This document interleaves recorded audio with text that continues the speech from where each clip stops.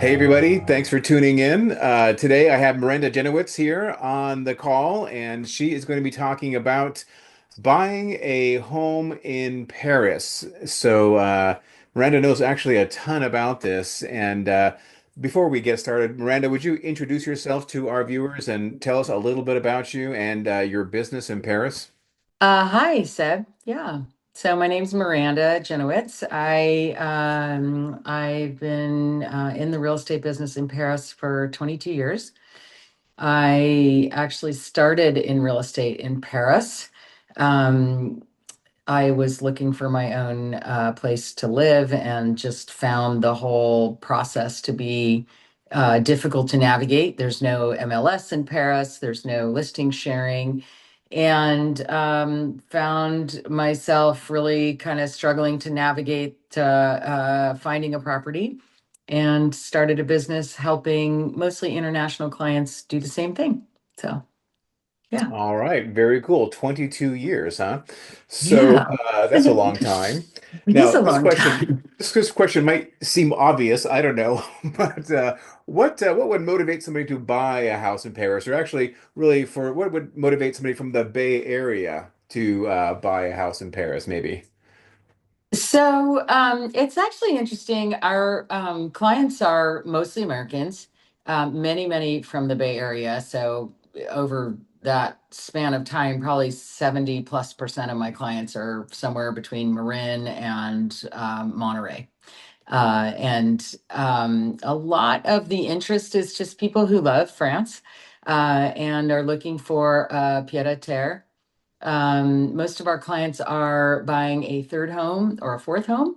Usually people who have like a house and then maybe a beach house or a ski house and are thinking to expand internationally and own property internationally. So most of it is not people moving to France. And usually there's some kind of love of France. Like I was an au pair years ago, or I did a year of university in Paris, or I lived there for a period of time for work or for love, or I took a year off. Usually people who have some connection to France and some connection to Paris in their lives.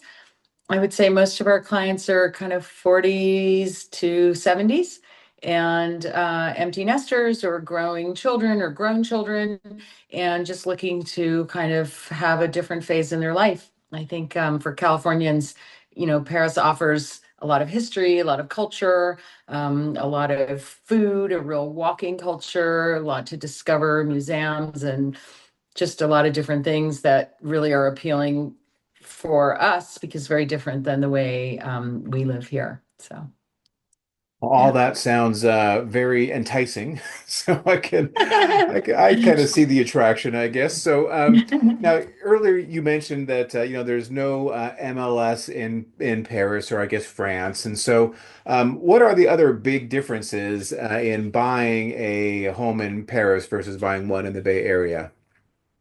Sorry, something's going on with my screen. Okay. Um, so what are the big differences? Well, let's see. So there's no MLS.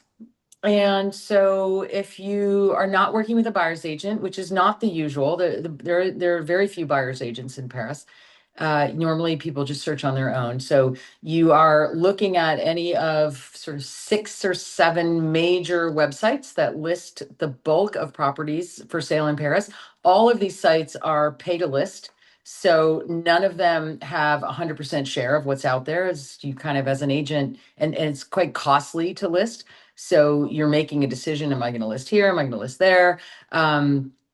So none of the listing websites are going to have all the available properties in Paris, but you could get, the bulk of them by searching a handful. And then you're going to contact every agent and arrange to see the property. Sometimes a property will be listed with 2 or 3 different agents. So you might have a price difference there. You might have a difference in presentation, availability. And so you're kind of navigating the search process really one-on-one for each property. So that's a big difference from in terms of the search process.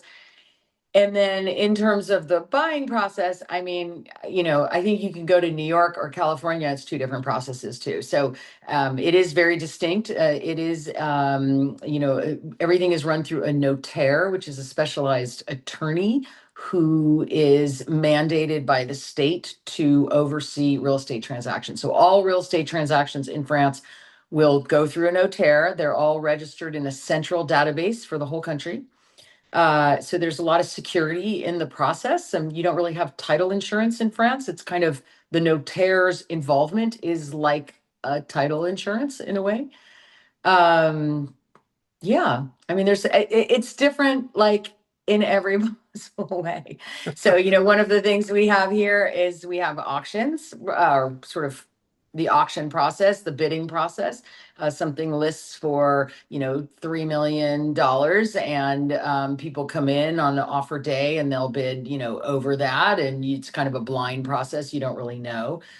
That's very distinct in France. You cannot, if you are a seller who has signed a listing agreement with a real estate agent, with a listing agent, that is your maximum selling price. If somebody offers you that price, no contingencies, you have to sell to that person. So, as a buyer, you can approach the market sort of knowing that the price you see is the most you're going to pay, not a starting point for your offer, for your bid. So So what that's if somebody, what if there's two buyers and they both are paying cash non-contingent and they can't pay over, so the seller just has to pick one within a certain amount of time, or No, it doesn't have to. I mean, again, I think the mentality is different than here, where a seller will list, and it's not just that they're hoping for a higher bid, they're counting on a higher bid. So if they don't get a higher bid, they're not going to sell.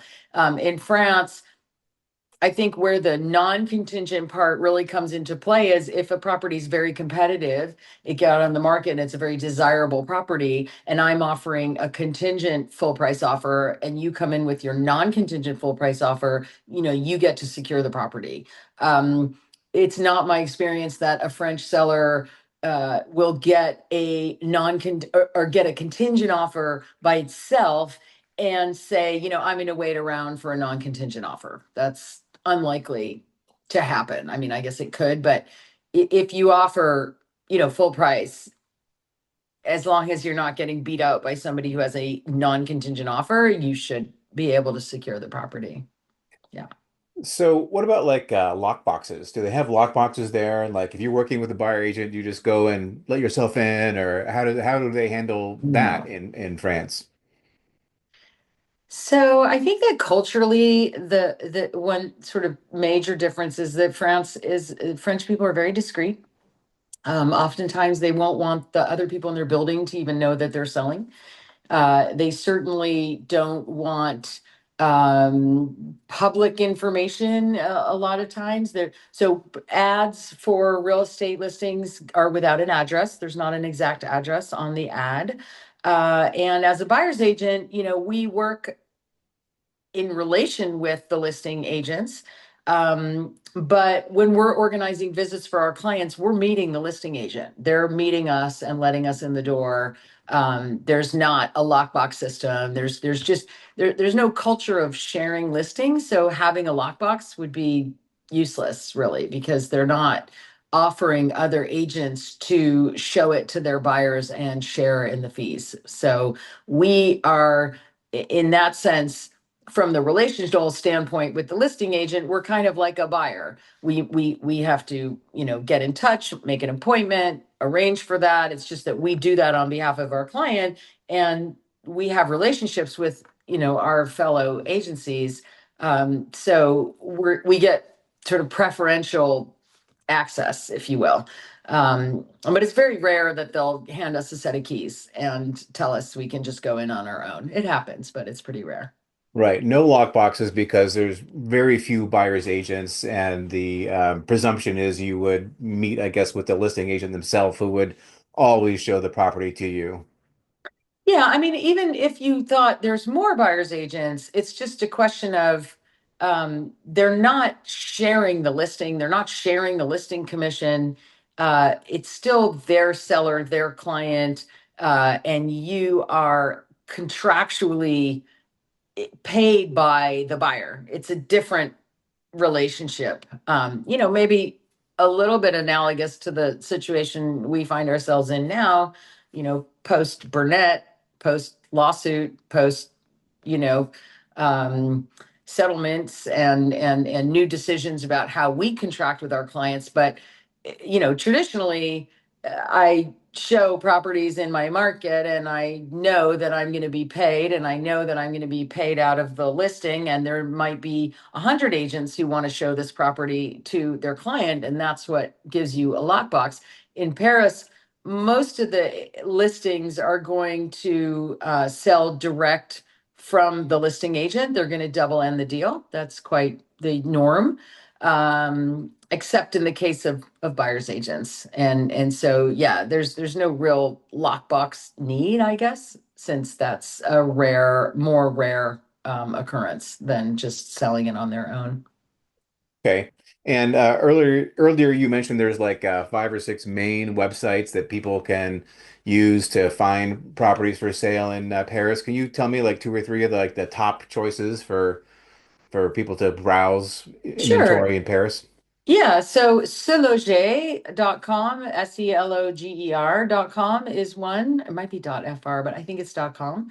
And they have like an English, a Fringlish version of their website, which is, yeah, just sort of maybe automatically translated, but it is in English. Explore Mo is another big one, and that one's connected with some of the major publications in the past, but now it's an online site. That's explorimo.com. And then another big one is called pap.fr, and that is particulier à particulier, and that means private. That's for sale by owner. And there's still about 30% of the properties in Paris will change hands without a real estate agent. So it's a Oh, pretty big chunk of the market. Yeah. right. That is a big chunk Yeah. of the market. Yeah. Okay. Yeah. Yeah. Right. I can imagine that would be challenging if you are, say, from the Bay Area and trying to buy a for sale by owner from somebody in Paris who may not speak English, you may not speak French, no one understands each other. That could be a challenge. Yeah. It can, it can be challenging. That's true. So Yeah. what are the disclosure laws like in France? Like here in the Bay Area, you buy a house and there's always or just about always a big fat disclosure package with like inspections and reports and title report, which I guess you don't have in France, but and the seller writes down, like all the material facts they know about the property. Is that similar in France or No. There are a set of disclosures. There's a required set of disclosures measuring the size of the apartment, asbestos, lead, um, pest inspection, energy efficiency. That's actually become a big part of selling and even renting real estate in France. You have to have a certain energy efficiency rating. This is like a package of disclosures that you receive. You otherwise get the minutes, the last 3 years of minutes of the building, the HOA of the building meeting, and you get the rules of the building. Um, and I mean, there's not a title report in the sense that there's not title insurance. So there's not a report on which you are insured. But the no-tear process is a pretty extensive investigation into the title, making sure title is good, making sure there's no claims on the property, making sure the mortgage gets paid off. So the no-tear is doing the job of providing title security, but there's not a title report in that same way. right? Yeah. Okay, but that's very interesting. All right. So, but like the sellers don't have to like do like a TDS or SPQ, or they say like, No. okay, here's what I know is broken. Here's what I know, like has been altered in the property. None of that. Nothing. No, it's a very like buyer beware, investigate your own property. I mean, I think one of the things that, does provide security and in some sense this is any kind of I mean, these are apartment buildings, 99% of the time these are apartment buildings. And so it's not the history of anything that happened outside the walls of the apartment, including leaks from above, leaks from below. Like that's all noted by the building. That's all kind of in the history of the building. And so, yeah, but you don't have any, there's no like hand filled out seller disclosure. That's not part of the package. So the building could be 2 or 3 or 400 years old. So how, how far back did the building histories go? Well, what you're entitled to is 3 years, the last 3 years of meeting minutes. Um, Paris is pretty well taken care of. There's a lot of laws around how facades are kept. There are, of course, things can go wrong. I mean, these are very old buildings, but homeowners insurance is very inexpensive compared to what we're used to. They say like if you've never had a water leak, then you don't actually own an apartment in Paris. So there's kind of like expected challenges, but also, they're not going to end up, you're not going to foot a bill for, 50,000 euros and have homeowners insurance that's going to cost you 10,000 a year. Like that's not going to happen. So some of it is just kind of in the world of owning real estate in Paris. And, you insure yourself of the condition of the apartment and the building and also kind of the temperature of the co-owners through the history of what's provided to you from the minutes. Um, but otherwise, yeah, no, there's kind of got to go a little bit on faith. Yeah. Okay, all right, I like that. So now, are there specific neighborhoods in Paris that really appeal to Bay Area clients? Yeah, I mean, Bay Area, I would say, American clients more generally are attracted to kind of a couple of the tourist centers. So Saint-Germain-des-Prés is one. It's in the sixth, seventh arrondissement on the left bank. Very popular area full of sort of shops and restaurants and chic. Beautiful. Musée d'Orsay is nearby. Saint-Sulpice Church. These are just some of the landmarks that people are familiar with. And then on the other side of the river, traditionally it's the Marais, which is the Jewish quarter, the historical Jewish quarter.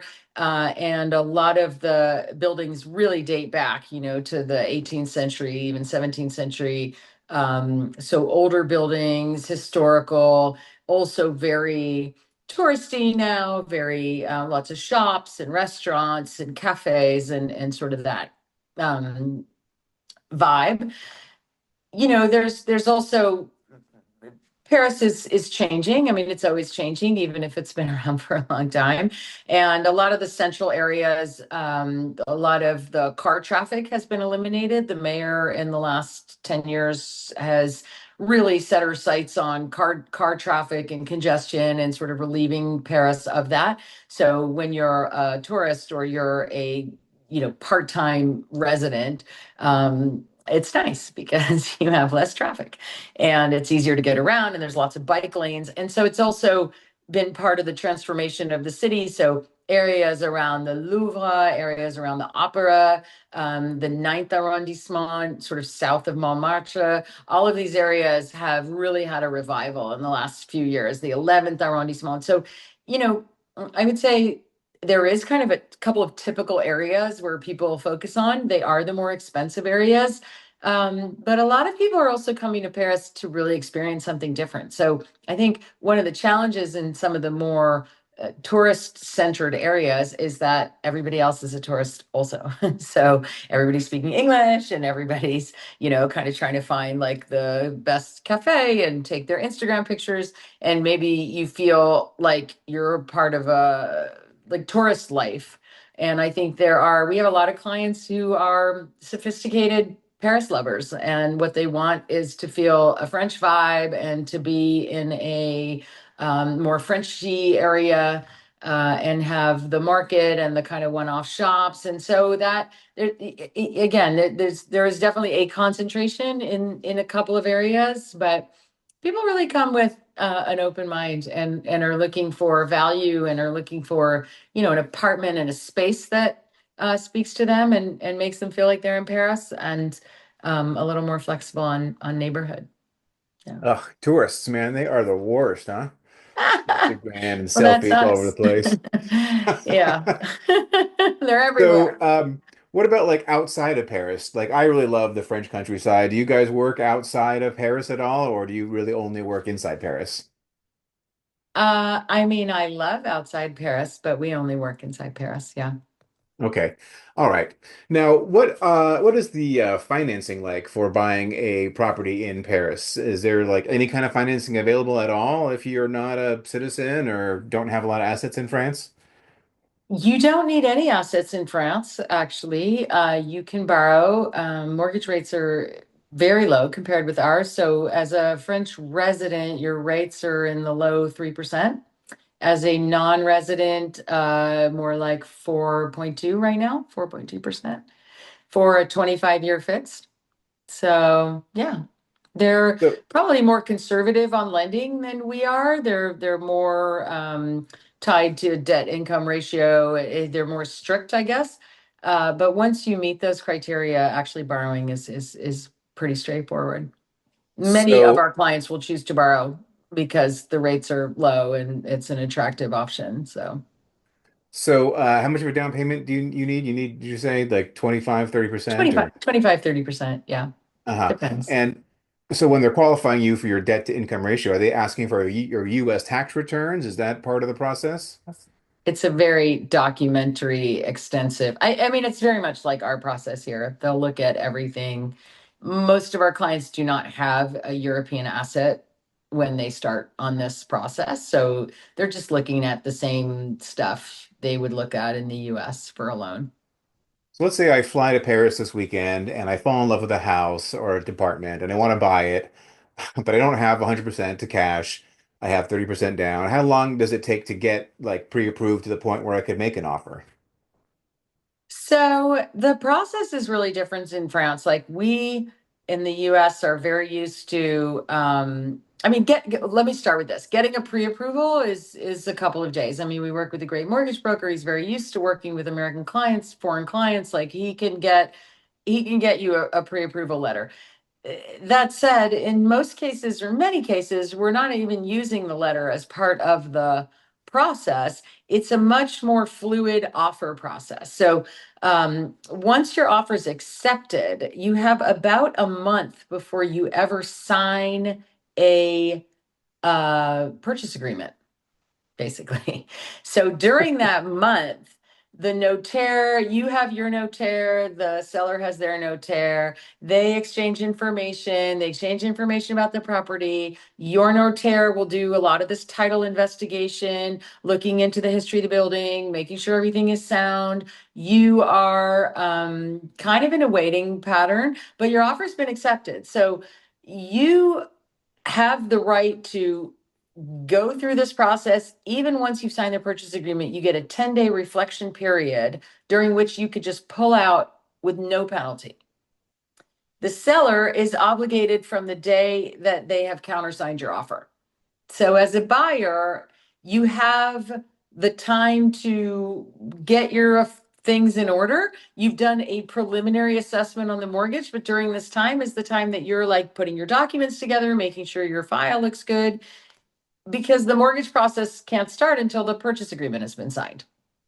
Once that's done, if you're taking a mortgage, it's still about 6 to 8 weeks minimum before you can close on your property.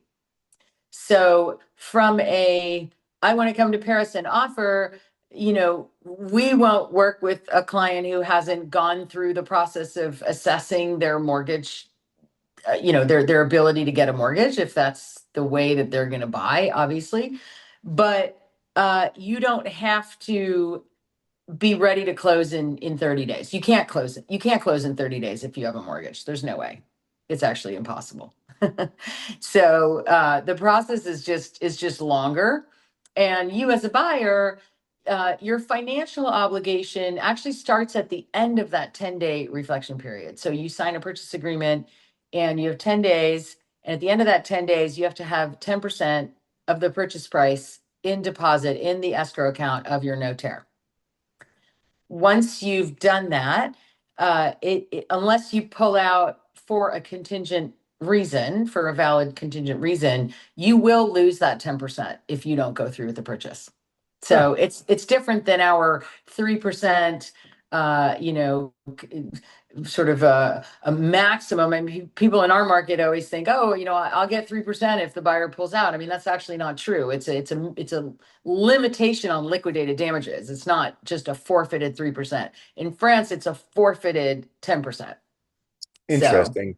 So you yeah. mentioned this reflection period. So Mm, that's by law, like you have to have a, by like, law. you can't waive that. Mhm. You can't just say, I don't need a reflection period. I'm sure about it. You actually have to have 10-day reflection period. So the only exception in the last couple of years is there, because this process is very long. There is now a path to closing immediately. So instead of signing a purchase agreement and then closing later, you can actually close almost just like immediately. Sign the final, what's called an acte de vente, the final purchase document. You can sign it immediately as soon as the first signing at the notaire. In that case, you've signed and now you've changed the money and it's over. If you're doing a loan, you can't do that. And in most cases, people don't do that. You still have this promesse de vente, and then you go to the acte de vente. And yes, then you have this 10-day reflection period. The only exception is if you're buying a property that is designated commercial instead of residential, and then you don't have your 10 days. But otherwise, yeah, it's non-waivable. So would you have a inspection contingency period after that, or no? There is no. How about a loan contingency? There's no loan Loan contingency. contingency. Yeah, you'll have a loan contingency There if is. that's what you need. I mean, again, when you're positioning for a purchase and you're negotiating, obviously, if you feel very comfortable about your borrowing capacity, then you waive your loan contingency like we often do for our clients, here in the Bay Area. Do they have contingencies like I gotta sell my place in Tahoe before I buy this place in Paris? Is that a contingency or no? That wouldn't happen. It wouldn't even happen really with French properties and French buyers. But certainly if I were like, I'm going to sell my property in America and then I'm Forget going to buy about it. your property, yeah, Okay. All right. So unlikely. basically, really the only contingency it sounds like that there is the loan contingency in France. There are no other contingencies typically.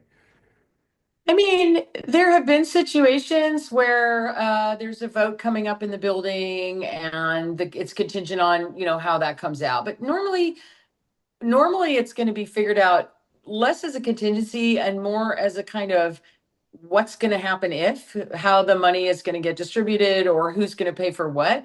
It's there's nothing that's going to come up once you've signed the promesse, because the reason it takes a month to get to sign the purchase agreement is that the investigations in the property, whatever they are, whether it's you wanting to come in and see what kind of work you can do, or there are people who get additional inspections. It's rare, but you can get additional inspections. Maybe you're seeing in the minutes of the building some question about the foundation of the building or some issue with, then you have this period before you're in contract to get the information that is going to make you feel comfortable to move forward.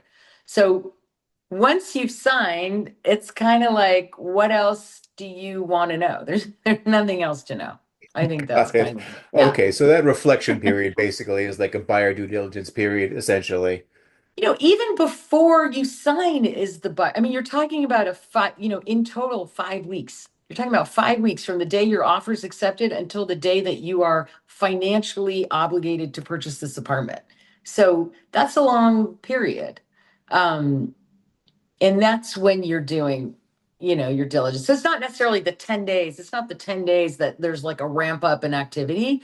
The exchange is happening beforehand. And again, you have your notaire, they should be looking out for issues. We're looking out for issues. And so you're getting to the signing feeling, pretty comfortable about what you're buying.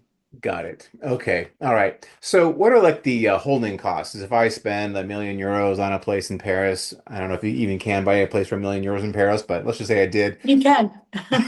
What would what would the property taxes be like, and property insurance, and like, are there Yeah. like building dues, or like, how much am I going to be looking at spending every month on my $1 million apartment, my €1 million apartment in Paris?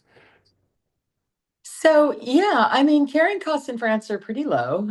Property taxes, there's different ways they're called, and because you're a non-resident, there's additional property taxes. But all in all, probably about 0.5% a year in property tax. So 0.4, maybe 0.5, maybe percent a year in property tax. So pretty low. Um, and then carrying costs, building costs are very low. So for €1 million apartment, maybe you're talking about 150, €200 a month for building fees. And that's going to include building insurance. It's going to include, caretaking of the common areas. If there's an elevator, maybe there's a concierge in the building, anything like that, trash, water, that kind of thing. It's all covered. Um, which is always, the most significant surprise is really for like our New York clients who are used to, much more substantial building fees. So those are pretty low. Homeowners insurance is, 800 a year. And that actually, interestingly, in France, it actually includes personal liability. Like if you, I don't know, step on somebody's foot outside of your apartment and you are personally liable to them, you're covered by your homeowner's insurance. Homeowner's insurance is by law, everybody has to have it. So it's not a choice. And otherwise, your phone, internet, Wi-Fi package is like €45 a month. So pretty low compared to what we have. Like television, that includes your TV, your cable, your everything is about 40 to €50 a month. And otherwise, yeah, electric and so carrying costs are pretty low. If you don't have a mortgage and you're just looking purely at like what does it cost to carry this property, it's pretty significantly lower than it is, most places in the US. So Wow, sounds pretty yeah. cheap. So, do a lot of Yeah. Bay Area people do they end up renting their homes out in Paris? Like, can you do like Airbnbs there, or like, do the buildings allow you to put tenants in there always, or how does that work? Yeah, so they can't stop you. There, laws have changed over the last 20 plus years that I've been doing this. That the rules now are, they can't stop you from renting it out. Like they can't say it has to be owner occupied, your main apartment. If you have auxiliary spaces, like oftentimes prestige buildings will have what's called a chambre de bonne, which are like the maids' rooms on the top floors. They can restrict that kind of rental. But they can't just blanket restrict rental. We're talking about long-term renting. Short-term renting, Airbnb rentals are if basically you have to have a permit from the city that allows you to do short-term rentals, and you can only have that if your apartment has what's called commercial status, so that it is available as a commercial space versus residential. There was a period of time, before Airbnb. I mean, Paris is like the original Airbnb market. There were dozens and dozens of players doing what Airbnb does. Airbnb came to Paris within 1 year. It was Airbnb's biggest market. There were 60,000 properties on the site within a year. And a lot of these smaller players kind of went out of business. Um, and there were already rules on the books about short-term rentals, but nobody enforced them. And pretty quickly, it was just like in many cities around the world, Barcelona, I mean, New York, San Francisco, you know, mayors were concerned about housing. I mean, there's a housing shortage everywhere. So they started this permit system, or they kind of started enforcing, I would say, this permit system that allowed there was a process for converting a residential apartment into a commercial apartment and then asking for the permit, and you could do that. At this point, you can't do that. If you have the permit, it travels with the property, so you can sell it with the permit in place. If you don't have the permit in central Paris, you're not going to get the permit. It's basically impossible at this point. So the limited apartments that have it, they trade a little bit higher because they're often sold, on the basis of an income, of an ongoing income. Uh, and otherwise, you can do month plus rentals. So you can do kind of medium term rentals. And a lot of people, in order to list on Airbnb, you have to have a permit. You have to have a permit number from the city of Paris. So if you don't have that, you can't really rent on Airbnb. But the month plus rentals you can do, and then a lot of people, rent through their network. Again, if you're hoping to make a business out of it, there were, I mean, for many years, we would have clients come and we would go, okay, here's your mortgage, here's your thing, these are your expenses, this is how much you can expect to make on rentals. Like it was like an investment property in that sense. Unless you have the short-term rental permit, one thing you can do is your expenses are low and you can cover expenses with just a little bit of rentals here and a little bit of rentals there. You can do it. Um, but yeah, you can't just come in and assume you're going to short-term rent and, just turn your apartment into like a moving income. And the Parisian neighbors, they'll know you're doing it and, and they'll denounce you. They'll denounce you. Yeah, they Right. will. So So don't do so like here, like short term means under 30 days. Could it. you Say rent here it too. out for like not 3 months at a crack and that's okay?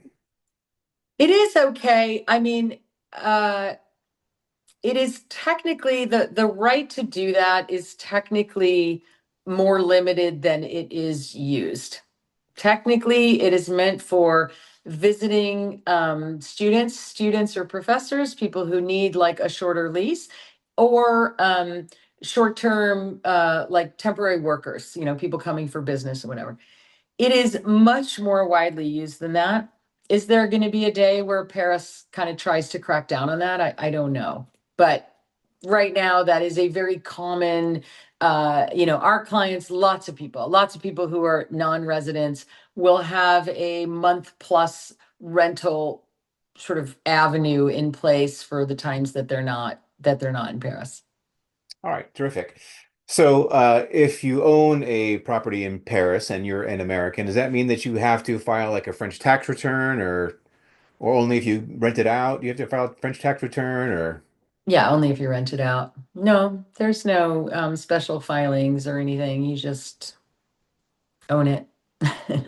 right. But if Just you do need rent the it out, that means you need to get like a taxpayer ID number or something like that. yeah, I mean you'll have to do like a tax declaration and there's certain there's different structures where they've simplified the tax reporting process. So if you make under a certain amount in revenue, then you can just uh pay like a 20% tax, for example. Like they'll just assign you, there's just a number and you'll just pay that amount of tax. Um, Oftentimes, so you're either working on like the default or you're working on actual expenses. Often for a foreign owner, the actual expenses is going to be a more attractive option because um, if you're paying you'll end up sort of paying no taxes also because your tax bracket will be so low in France because you're not otherwise a taxpayer. So it's all going to be based on your income tax bracket as well. So as a non-resident, if my only income in France is 20,000 euros I'm making off of this property, I'm obviously in a very low bracket. So it'll be more interesting to pay the real price and look at expenses and deduct expenses than it will to like take this 20-30% reduction and then pay that tax. So but yeah, you'll have to declare something, I mean, just like you would Here. anywhere. All right. Yeah, yeah. So do you guys help your clients manage their Paris properties after they buy them? Like, would you help? I mean, if they were doing rentals, do you guys do property management at all or anything? So we do non-resident property management. And again, like I said, if you haven't had a water leak, you don't really own embarrass. So what you don't want is you haven't been in your apartment in 6 months and there's been a water leak and now your entire apartment is ruined. So we do regular checkups for clients. We help them set up utilities. We'll bring in maintenance people. You have like a water heater that needs to be, checked every year. You have, so we'll play that role. We'll help bring cleaning in if you're coming to visit. We'll do kind of concierge services. but not for rentals. So we don't do rental support. That's just a different business. And when our clients come to us and buy a place and want to rent it out, then we have other partners who do that, and we kind of send them to other people. But All that's, right. yeah, that's, Well, that's terrific. different ball of wax. Yeah. So, does owning a property in France help you get French citizenship or residency? No. No. Okay. Mm-mm. All right. Good to No know. All golden right. visa in Paris. All right. Yeah. Okay, so I've learned a tremendous amount here, and I bet you that people are watching this have learned a whole bunch as well. And Yeah. probably a lot of them are getting pretty excited about the idea of buying a place in Paris and moving over there.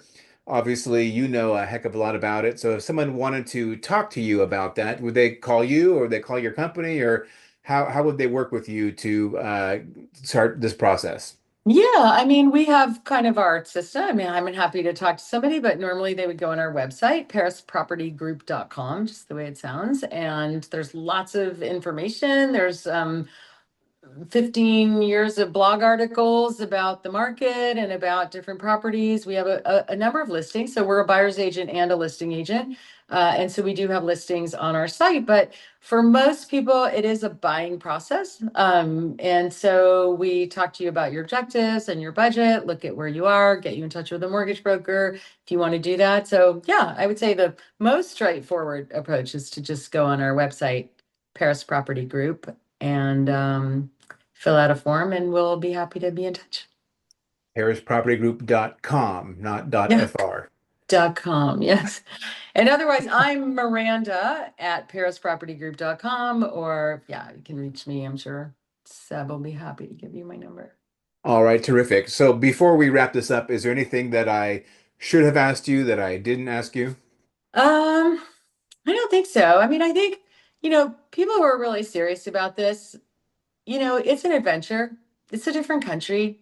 They do things differently. And so I think that you kind of got to come at it with the attitude of like, I'm embarking on something. It's not just, add a trophy property to my properties. Like this is a process. You learn about kind of how they do things differently there. There's a different speed of life and a different speed of business. I mean, I think that for the people who are attracted to France, that's why they're attracted to France. But that also impacts the process. And I think where we really are able to provide value for clients is where they're sort of ready for that process, and we can kind of massage the edges and make sure that they're understanding what's going on along the way. But there's only so much I can do to make it more American. And so, yeah, I would say, kind of come at it with that spirit. And I think we've brought a lot of joy into people's lives. So, we definitely have a lot of clients who kind of contact us because they're like, I need to just get rid of this idea that I've had in my head for 20 years that I'm going to own a place in Paris. And then by the time we're off the phone, they're like, oh my God, I can do it. So you can do it. And it's a process. So, yeah, that's it. All right, very good. Well, I'm sure my wife will be wanting to watch this Yeah. video and bookmark some of those websites. So, Miranda, just want to thank you so much for taking the time to share all this information with us. And if anybody wants to get a hold of you, it's Miranda at what was that? Miranda at Paris Property ParisProperty.com. Group.com. Yeah, and you can Terrific. put my phone number in the chat if you want, or in the. All right. Well, maybe we'll just put that in the video notes. So, Sounds okay, good. Miranda, thank you so much. I really appreciate it, and I'll be sure to refer anybody I know looking for a Paris property straight to you. Thank you. I All right. appreciate I'll it. talk to you Have a later. great day, Seb. Okay. All Bye. right. Bye-bye.